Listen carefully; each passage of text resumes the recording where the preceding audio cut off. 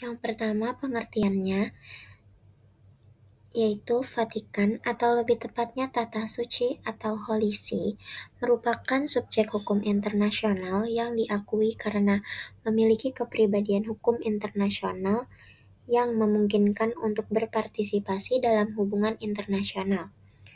Meskipun Vatikan adalah negara kota dengan wilayah yang sangat kecil, Tahta Suci sebagai entitas keagamaan dan politik memiliki kapasitas hukum untuk bertindak dalam ranah internasional.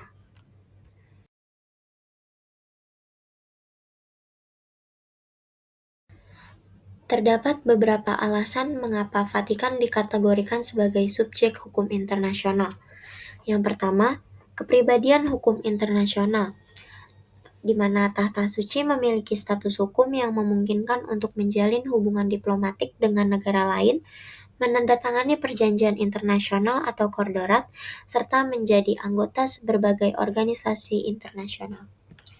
Yang kedua, hubungan diplomatik dengan banyak negara. Vatikan sendiri memiliki perwakilan diplomatik di lebih dari 180 negara dan diakui oleh banyak organisasi internasional, termasuk Perserikatan Bangsa-Bangsa atau PBB sebagai pengamat tetap atau permanent observer. Yang ketiga, kemampuan membuat perjanjian internasional. Vatikan dapat membuat perjanjian dengan negara-negara lain terkait dengan isu-isu keagamaan, sosial, dan politik. Contohnya adalah perjanjian Lateran Treaty tahun 1929 di antara Vatikan dan Italia yang mengakui kedaulatan Vatikan. Yang terakhir, keberlanjutan institusi. Meskipun wilayahnya kecil, Tahta Suci telah ada selama berabad-abad sebagai institusi yang diakui dalam hubungan internasional.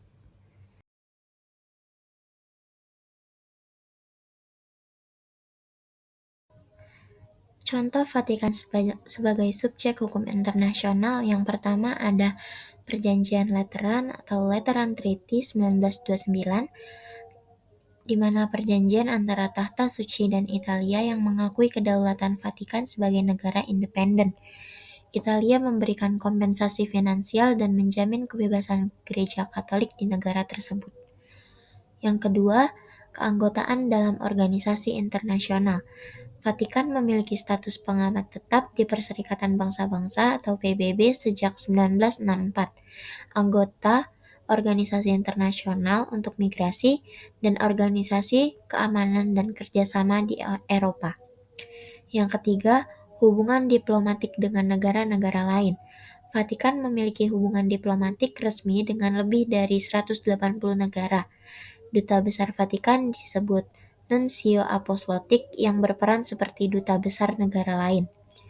Yang keempat, konvensi dan perjanjian internasional. Vatikan menandatangani sebagai perjanjian internasional, misalnya Konvensi Larangan Senjata Kimia, Perjanjian No Proliferasi Nuklir atau NPT, kesepakatan terkait perubahan iklim dan penghapusan perbudakan modern. Yang kelima, mediasi konflik internasional. Vatikan sering bertindak sebagai mediator dalam konflik global, misalnya peran dalam normalisasi hubungan Kuba dan Amerika Serikat pada tahun 2014 dan upaya mediasi dalam konflik di Venezuela dan Timur Tengah. Yang keenam atau terakhir, kebijakan kemanusiaan dan hak asasi manusia.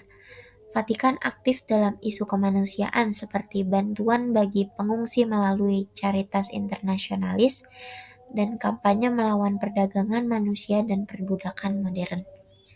Hal ini menunjukkan Vatikan sebagai tahta suci memainkan peran penting dalam hukum dan diplomasi internasional meskipun memiliki wilayah yang kecil.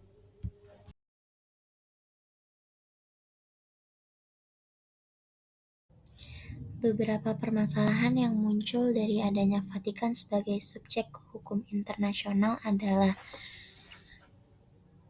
wilayah dan penduduk yang kecil. Vatikan bukanlah negara dalam pengertian tradisional karena wilayahnya sangat kecil dan jumlah penduduknya terbatas.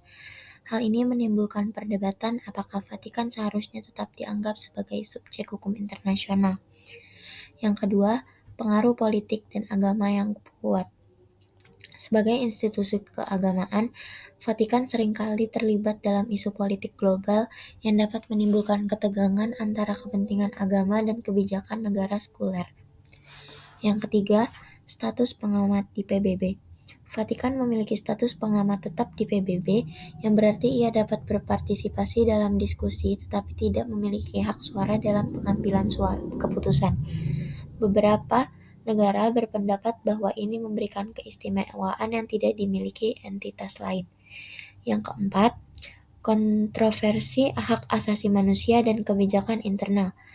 Ada kritik terhadap kebijakan Vatikan terkait isu seperti hak reproduksi, hak LGBT, dan peran perempuan dalam gereja. Keputusan Vatikan dalam isu ini dapat mempengaruhi kebijakan di negara-negara lain. Dan yang terakhir, imunitas diplomatik. Pejabat Vatikan memiliki perlindungan diplomatik yang terkadang dikritik terkait dengan kasus hukum seperti dugaan penyalahgunaan di dalam gereja Katolik. Secara keseluruhan, Vatikan tetap menjadi subjek hukum internasional yang unik karena perannya sebagai institusi keagamaan sekaligus aktor dalam diplomasi global.